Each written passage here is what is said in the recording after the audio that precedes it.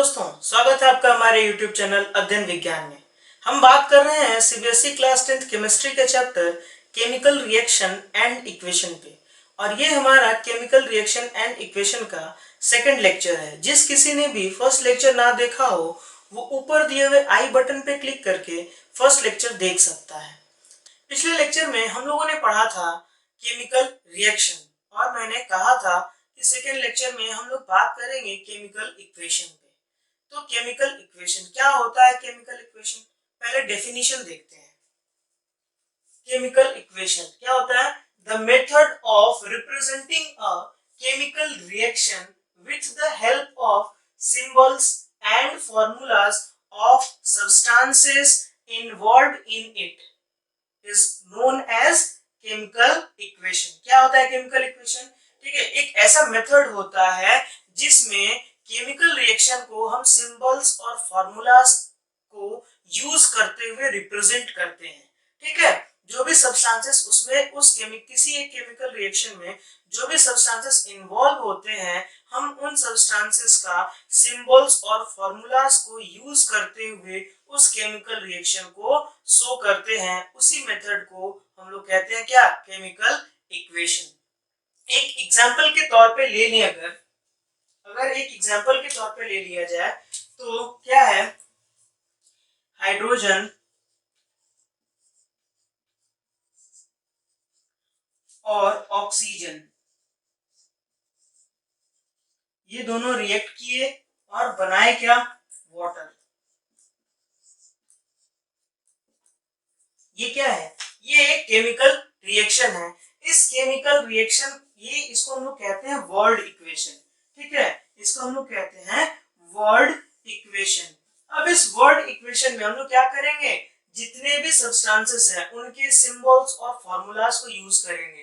ठीक है, सबसे पहले हाइड्रोजन। हाइड्रोजन का सिंबल क्या होता है? हाइड्रोजन का सिंबल होता है H2। ऑक्सीजन का O2। ठीक है, उसके बाद वाटर का क्या होता है? H2O। तो इन सभी के फॉर्मूलाज को यूज करके हमने ये इक्वेशन बनाया और इसी इक्वेशन को हम लोग क्या कहते हैं? इसी इक्वेशन को हम लोग कहते हैं केमिकल इक्वेशन।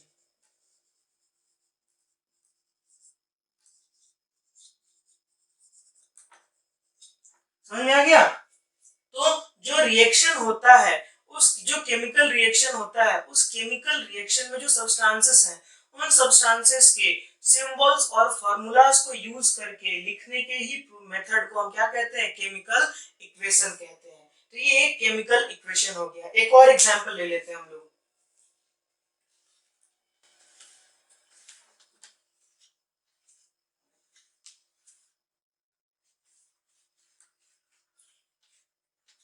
तो एग्जांपल में अगर हम देखें तो मैं बोल रहा हूं कि zinc plus sulphuric acid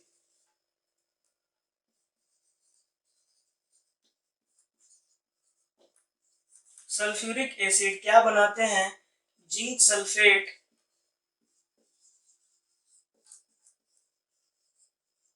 plus क्या? जिंक सल्फेट प्लस हाइड्रोजन,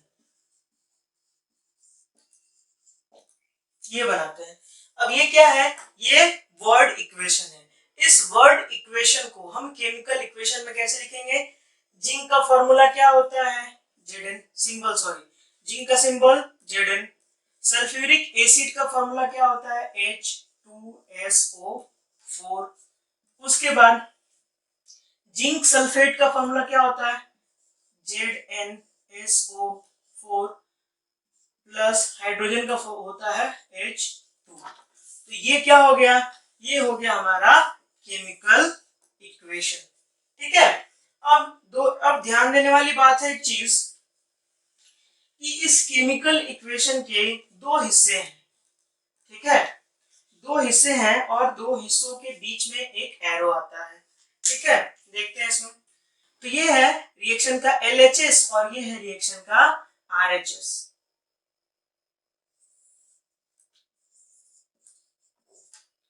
ये LHS। तो रिएक्शन में, केमिकल इक्वेशन में जो LHS होता है वो LHS हमेशा क्या होता है? रिएक्टेंट होता है। और RHS क्या होता है, प्रोडक्ट होता है। ठीक है, तो केमिकल इक्वेशन में लेफ्ट हैंड साइड पे हम किसको लिखते हैं, हमेशा रिएक्टेंट को लिखते हैं, और राइट हैंड साइड पे हम हमेशा किसको लिखते हैं, प्रोडक्ट को लिखते हैं। और ये जो एरो है, ये एरो केमिकल रिएक्शन के डायरेक्शन को शो करता है। ठीक है, ये एरो हमेशा पॉइंट करेगा प्रोडक्ट के साइड। ठीक है, जैसे अभी इसका पॉइंट किधर है, प्रोडक्ट के साइड, तो ये एरो हमेशा पॉइंट करेगा किसके साइड, प्रोडक्ट के साइड पॉइंट करेगा। और ये एरो क्या शो करता है, ये एरो केमिकल रिएक्शन का डायरेक्शन शो करता है कि इससे ये बन रहा है। ठीक है, इस रिएक्टेंट से ये प्रोडक्ट्स बन रहे हैं। ठीक है, तो ये एरो क्या करता है, उस केमिकल रिएक्शन का क्या करता है, डायरेक्शन शो करता है। और ये इसका इसका ये पॉइंटेड किधर रहता है, हमेशा ये हमेशा प्रोडक्ट के साइड पॉइंटेड रहता है। ठीक है, तो ये चीज हो गया। उसके बाद जितने भी केमिकल इक्वेशंस होते हैं वो दो तरीके के होते हैं। कौन कौन, नंबर वन होता है बैलेंस्ड केमिकल इक्वेशन।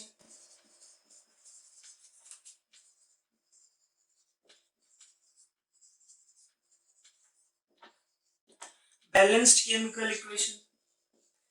और number two unbalanced.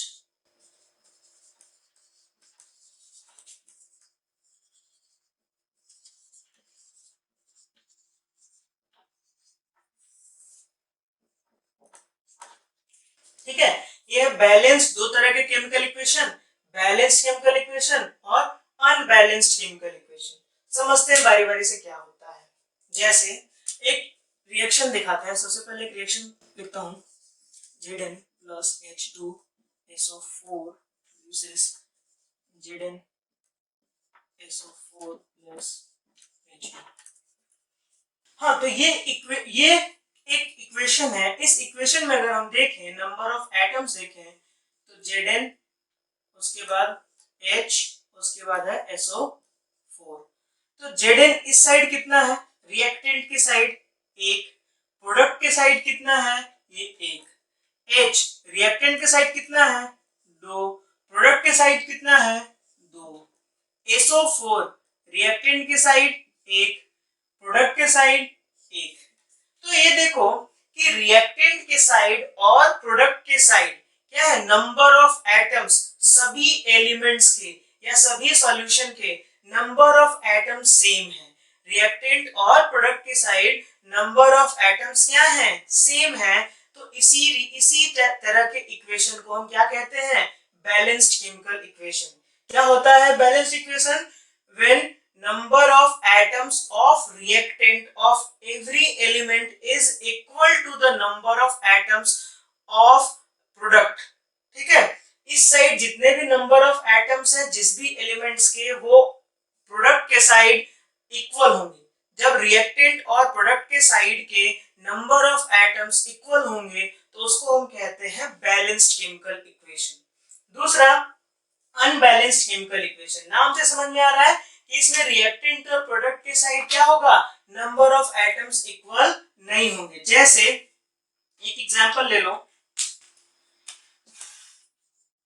Fe plus H2O produces Fe3O4 plus H2। तो देखो, अगर इसमें देखो FeHO, Fe कितना है, इधर एक है, इधर कितना है, तीन है। H इधर कितना है, दो है, इधर कितना है, दो है। O इधर कितना है, एक है, इधर कितना है, चार है। तो देखो कि रिएक्टेंट के साइड और प्रोडक्ट के साइड नंबर ऑफ एटम्स क्या है, इक्वल नहीं है।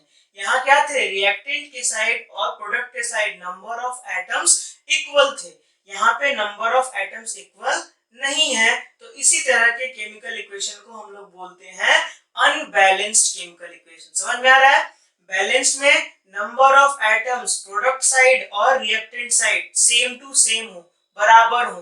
ठीक है, तो उसको हम कहेंगे बैलेंस्ड। और जब number of atoms on the reactant and product side are not equal, ठीक है, किसी भी एक एलिमेंट का अगर नंबर ऑफ एटम इक्वल नहीं है तो उसी को हम लोग क्या कहते हैं, अनबैलेंस्ड केमिकल इक्वेशन। समझ में आ गया? ठीक है।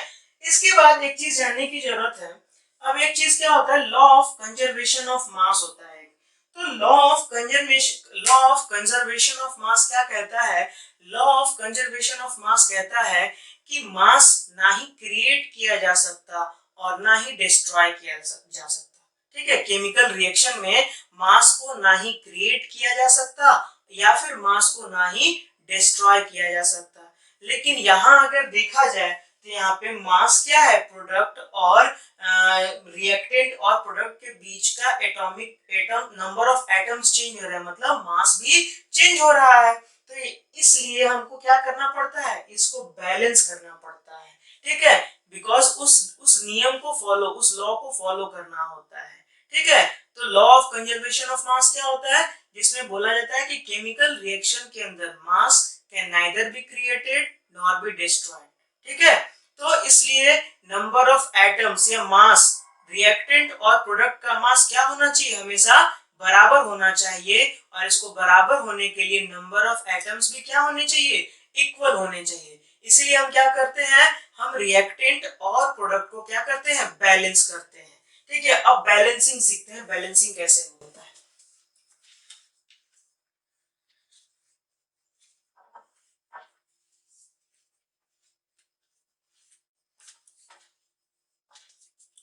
बैलेंसिंग सीखते हैं। तो बैलेंसिंग ऑफ केमिकल इक्वेशन में पहले एक इक्वेशन देख लें। इक्वेशन क्या है, Fe plus H2O produces Fe3O4 plus H2। ये क्या है, ये एक केमिकल इक्वेशन है। तो एक अगर टेबल बनाए, टेबल में क्या Fe, H और O तीन एलिमेंट्स हैं, तीनों का अगर एक टेबल बना है,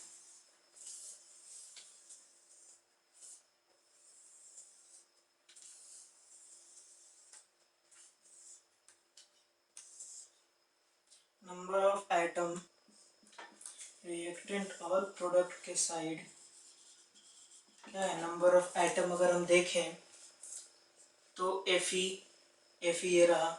Fe का नंबर ऑफ एटम अगर रिएक्टेंट के साइड देखें तो क्या है, एक। प्रोडक्ट के साइड देखें तो कितना है, 3। H इधर कितना है, रिएक्टेंट की साइड 2, प्रोडक्ट के साइड में कितना है 2। ऑक्सीजन इधर कितना है 1, इधर कितना है 4।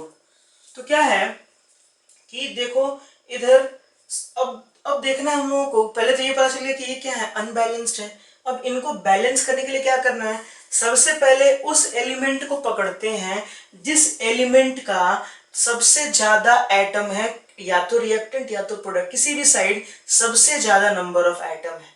तो इस केस में अगर हम देखें 3 2 4 1 2 1, सबसे ज्यादा नंबर 4 है, तो ये 4 किसका है, ऑक्सीजन का है। ठीक है, ऑक्सीजन का है। तो हम पहले इसको बैलेंस करते हैं। तो इसको बैलेंस करने के लिए क्या करेंगे, इस साइड 4 से मल्टीप्लाई करेंगे। ठीक है, 4 से मल्टीप्लाई करेंगे। तो यहाँ पे ऑक्सीजन कहाँ है, रिएक्टेंट, प्रोडक्ट रिएक्टेंट के साइड ये रहा। तो यहाँ हम 4 से मल्टीप्लाई कर दिए। ठीक है, 4 से मैंने मल्टीप्लाई कर दिया। 4 से हम लोग मल्टीप्लाई जब करेंगे तो यहाँ ये तो ऑक्सीजन तो 4 हो गया, लेकिन हाइड्रोजन को भी अगर देखें तो ये भी 4 से मल्टीप्लाई हो गया ना, ये हो गया 4 2 जा 8। अब हमको इसको भी 8 करना पड़ेगा। ठीक है, और ये है 2, तो यहाँ भी अगर हम 4 से मल्टीप्लाई कर दें तो 4 2 जा 8 ये भी हो गया। ठीक है, अब हाइड्रोजन और ऑक्सीजन क्या हो गया, बैलेंस्ड हो गया। अब हमें Fe को, आयरन को बैलेंस करना है। आयरन इधर कितना है 3, इधर कितना है 1। सिंपल, इधर अगर हम 3 से मल्टीप्लाई कर दें तो ये मेरा बैलेंस हो जाएगा। तो यहाँ पे हम 3 से मल्टीप्लाई कर दिए, तो ये क्या हो गया, ये हमारा बैलेंस्ड केमिकल इक्वेशन हो गया। ठीक है, एक बार और रिपीट करता हूं। सबसे पहले हम लोगों ने क्या किया, एक टेबल बनाया।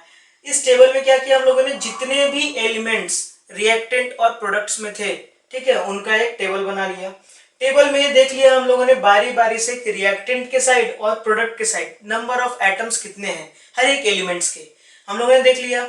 उसके बाद इस केस में हम लोगों ने क्या देखा, उसके बाद क्या पकड़ना है कि जिसका एटम सबसे ज्यादा है किसी भी साइड, या तो रिएक्टेंट या तो प्रोडक्ट के साइड, जिसका नंबर ऑफ एटम सबसे ज्यादा है। तो इस केस में हम लोगों ने क्या देखा कि ऑक्सीजन का नंबर ऑफ एटम यहाँ पे सबसे ज्यादा है। ठीक है, तो इस केस में हम लोग क्या करेंगे, इस केस में अब इसको रिएक्टेंट के साइड बैलेंस करेंगे। ठीक है, तो बैलेंस करने के लिए क्या, इधर 1 था तो हम लोगों ने 4 से मल्टीप्लाई कर दिया, तो ये 4 हो गया, यहाँ हम लोगों ने 4 लिखा। अब इसको बैलेंस करने के चक्कर में हम लोगों ने क्या करा, नंबर ऑफ हाइड्रोजन बढ़ गया, यहाँ भी 4 से मल्टीप्लाई हो गया, तो ये कितना हो गया, ये हो गया 8। ठीक है, अब इसको भी 8 करना था तो हम लोगों ने यहाँ भी 8 कर 4 से मल्टीप्लाई कर दिया, ये भी 8 हो गया। तीसरा बचा था क्या, Fe, इधर कितना था 3, इधर कितना था 1, सिंपल 3 से मल्टीप्लाई कर देंगे तो 3 हो जाएगा ये भी, तो हम लोगों ने इसको भी 3 से मल्टीप्लाई कर दिया। ठीक है, एक और एग्जांपल देखते हैं। एक और एग्जांपल अगर देखें,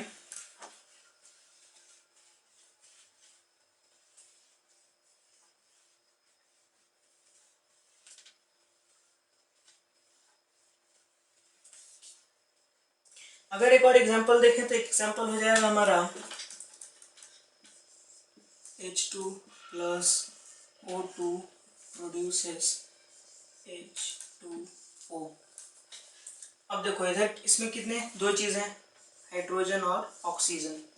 हाइड्रोजन रिएक्टेंट के साइड हाइड्रोजन कितना है 2, प्रोडक्ट के साइड कितना है 2, ऑक्सीजन रिएक्टेंट के साइड कितना है 2, प्रोडक्ट के साइड कितना है 1। ठीक, तो अब यहाँ क्या, यहाँ हाइड्रोजन तो बैलेंस्ड है, हमको सिर्फ किसको, ऑक्सीजन को बैलेंस करना है। तो ऑक्सीजन रिएक्टेंट के साइड 2 है, इधर 1 है। ठीक है, तो हमें क्या करना है, हमें इधर 2 से मल्टीप्लाई कर देंगे। जब इधर हम 2 से मल्टीप्लाई करेंगे तो ये तो 2 हो जाएगा ऑक्सीजन, लेकिन हाइड्रोजन भी हमारा क्या हो जाएगा, हाइड्रोजन हमारा 4 हो गया। ठीक है, तो अब इसको बैलेंस करने के लिए हम लोग फिर रिएक्टेंट साइड आएंगे, यहाँ ये 2 है, इसको भी हम लोग 2 से मल्टीप्लाई कर देंगे, तो ये हो जाएगा हमारा इक्वेशन बैलेंस्ड। ठीक है, तो ये कुछ एग्जांपल्स हुए केमिकल इक्वेशन को बैलेंस करने के तरीके पे। ठीक है, इसके बाद हम लोग क्या है, केमिकल इक्वेशन जो है इसको हम और भी इंफॉर्मेटिव बनाते हैं 3 तरीकों से। ठीक है, क्या, पहले तो हम लोग उसके फिजिकल स्टेट को शो करते हैं, जितने भी जो सब्सटेंसेस हिस्सा ले रहे हैं, जो सब्सटेंसेस हिस्सा ले रहे हैं और जो प्रोडक्ट्स बन रहा है, रिएक्टेंट और प्रोडक्ट के फिजिकल स्टेट को शो करते हैं हम, तो वो भी एक इंफॉर्मेटिव वे हुआ, उसको उस केमिकल इक्वेशन को और ज़्यादा इंफॉर्मेटिव बनाने का तरीका है। जैसे एग्जांपल इसका अगर देख ले तो Zn सॉलिड प्लस H2SO4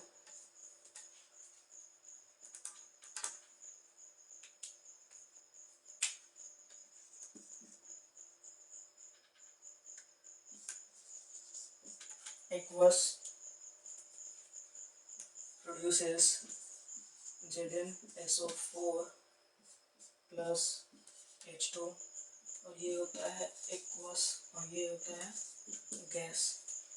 ठीक है, तो ये क्या है, ये इस केमिकल इक्वेशन को और ज्यादा इंफॉर्मेटिव वे बनाने का तरीका हो गया। हम क्या किए, हम लोगों ने क्या करा कि इसके फिजिकल स्टेट को शो करा। जैसे S फॉर सॉलिड, जिंक यहाँ क्या है, सॉलिड है, H2SO4 एक्वस सॉल्यूशन होता है, ZnSO4 एक्वस सॉल्यूशन होता है, H2 क्या है, गैस है। तो इस केमिकल इक्वेशन को हम लोगों ने क्या किया, हम लोगों ने फिजिकल स्टेट को दिखाकर और ज्यादा इंफॉर्मेटिव बना दिया।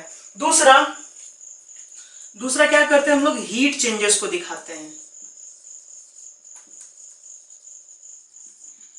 हीट चेंजेस को दिखाते हैं। हीट चेंजेस में क्या है कि अगर किसी रिएक्शन को हीट का रिक्वायरमेंट होता है या फिर हीट का प्रोडक्शन होता है। जैसे एक एग्जांपल के तौर पे कार्बन और oxygen produces CO2 plus heat. ठीक है। अब यहाँ क्या हुआ, यहाँ ये हीट प्रोड्यूस हो रहा है।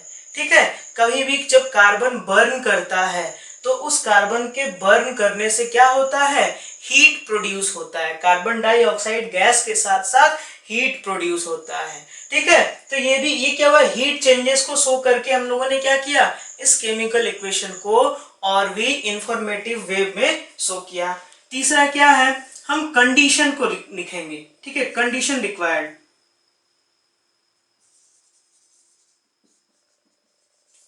कंडीशन को शो करेंगे, जैसे एक फोटोसिंथेसिस में एक बहुत ही फेमस इक्वेशन है 6CO2 plus 6H2O in the presence of sunlight. Chlorophyll produces C6H12O6 plus O2 plus 6O2। तो ये क्या है, ये एक फोटोसिंथेसिस का केमिकल रिएक्शन है। इसमें हम क्या किए, हम लोगों ने क्या करा कि इस एरो के ऊपर जो कंडीशन रिक्वायर्ड था, जो कंडीशन हम लोगों ने लिख दिया, जिससे ये केमिकल इक्वेशन और भी ज्यादा इंफॉर्मेटिव बन गया। ठीक है, इस केमिकल रिएक्शन से हमको और भी ज्यादा इंफॉर्मेशन मिल गया। जैसे क्या है कि अगर हम लोगों ने स्टेट भी लिख दिया, ये क्या था, ये गैस, ये लिक्विड। ठीक है, उसके बाद ये ऑर्गेनिक सब्सटेंस बना, ये भी गैस बना। तो हम लोगों ने इसके स्टेट को लिख दिया, कंडीशन रिक्वायर्ड जो थे उनको लिख दिया। तो ये इक्वेशन मिला जुला के बहुत ज्यादा इंफॉर्मेशन कैरी करता है। ठीक है, तो हम केमिकल इक्वेशन को फिजिकल स्टेट, हीट चेंजेस या कंडीशन रिक्वायर्ड, इन सब के साथ मिलाकर किसी भी केमिकल इक्वेशन को और ज्यादा इंफॉर्मेटिव बना सकते हैं।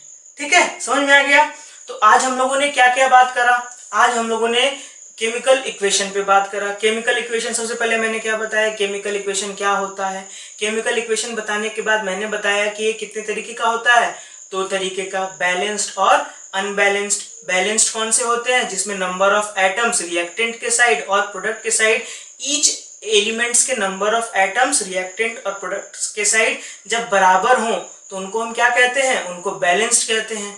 और ऑन द अदर हैंड, अगर रिएक्टेंट और प्रोडक्ट के साइड किसी भी एलिमेंट का नंबर ऑफ एटम अनइक्वल हो तो उसको हम क्या कहेंगे, unbalanced chemical equation. Unbalanced chemical equation को क्या बैलेंस करने की जरूरत है। क्यों बैलेंस करने की जरूरत है, because according to law of conservation of mass neither be created nor be destroyed in chemical reaction. Chemical reaction के अंदर मास को ना ही प्रोड्यूस किया जा सकता या क्रिएट किया जा सकता, ना फिर डिस्ट्रॉय किया जा सकता। इसलिए हमको नंबर ऑफ एटम को बैलेंस करने की जरूरत पड़ती है। ठीक है, बैलेंसिंग करने का तरीका मैंने बताया, आप लोग खुद से बैलेंसिंग करके एक बार देखिएगा। अगर आपको बैलेंस करने में दिक्कत हो रही होगी तो मुझे कमेंट बॉक्स में लिख दीजिएगा, मैं बैलेंसिंग ऑफ केमिकल इक्वेशन का एक अलग से लेक्चर आपको दे दूंगा। ठीक है, उसके बाद हम लोगों ने बात करा इस केमिकल इक्वेशन को और ज्यादा इंफॉर्मेटिव कैसे बनाते हैं, by adding physical state, heat changes and conditions. ठीक है, तो आज के लिए इतना ही। अगले लेक्चर में हम लोग और आगे बात करेंगे। तब तक के लिए स्वस्थ रहिए, मस्त रहिए, इसी तरह मुस्कुराते रहिए और बने रहिए अध्ययन विज्ञान के साथ। अगर आपको मेरा वीडियो पसंद आया हो तो इसे लाइक करें, शेयर करें और हमारे चैनल को सब्सक्राइब कर लें और बेल आइकन दबा दें ताकि हमारे फ्यूचर वीडियोस की नोटिफिकेशन आपको मिल सके। जय हिंद, वंदे मातरम।